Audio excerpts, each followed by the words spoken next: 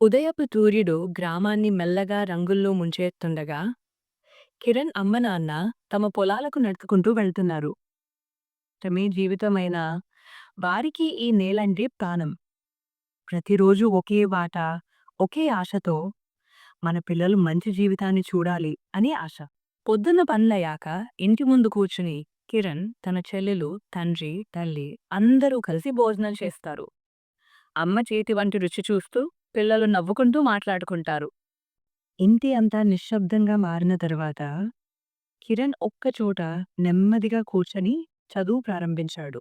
లాంతరు వెలుగు అతని ముఖాన పడుతుండగా ఆ వెలుగు లాగానే అతని ఆశలు కూడా మెల్లగా ప్రకాశించేవి. సంవత్సరాలు గడిచిపోయాయి. కిరణ్ ఇప్పుడు పెద్దవాడే జాబ్ కోసం హైదరాబాద్కి వెళ్ళడానికి బస్ స్టాప్‌కొస్తాడు. అమ్మ నాన్న వెనకాల వేదనతో చూస్తున్నారు. ఒకసారి అమ్మ నాన్నని చూసి నీకోసం మంచి జాబ్ తెచ్చుకుంటా అని మనసులో అనుకుంటాడు. బస్ కదిలిపోగానే అమ్మ నాన్నలు ఆశతో చెయ్యి ఊపుతారు.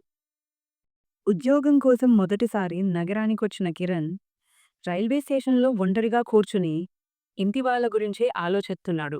ఉద్యోగం కోసం ఎంత ప్రయత్నించినా ఫలితం రాకపోవడంతో కిరణ్ ఒంటరిగా గదిలో కూర్చుని నిరాశతో తలవంచాడు. చుట్టూ వెలుగులే, శబ్దాలే, కానీ కిరణ్ హృదయంలో మాత్రం నిశ్శబ్దం.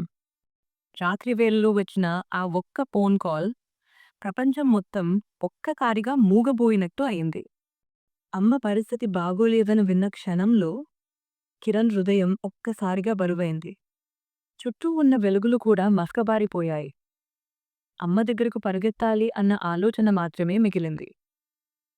రోజంతా మట్టిలో కష్టపడుతున్న చేతులు, కాని మనసంతా మాత్రం ఒక కోరిక కోసం వేచి చూస్తోంది. నా కిరణ్ ఎప్పుడొస్తాడు?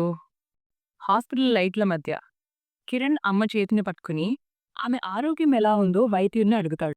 అమ్మ చేతిని పట్టుకున్న వెంటనే కిరణ్ కళ్ళలో నీళ్లొచ్చాయి.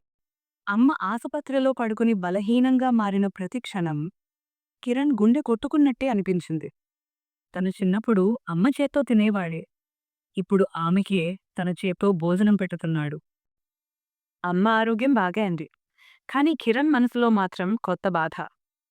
తల్లిదండ్రులు పొలంలో కష్టపడుతుంటే తనకు ఇంకా ఉద్యోగం రాలేదనే బాధ అతన్ని బాగా బాధపెడుతోంది. ఉద్యోగం రావాలనే ఆశను ఒక్క క్షణం కూడా వదిలిపెట్టలేదు. ఎదురుచూసిన ఆ క్షణం చివరికి వచ్చేసినప్పుడు జాబ్ ఆఫర్ పేపర్ చేతిలో పడగానే సంవత్సరాలుగా మోస్తున్న బాధలు ఒక్కసారిగా కరిగిపోయాయి. అతని నవ్వు ఓ విజయ గర్జన. అతని కళ్ళలోని వెలుగు తన కుటుంబానికి తెచ్చే కొత్త జీవితం, కొత్త భవిష్యత్తు.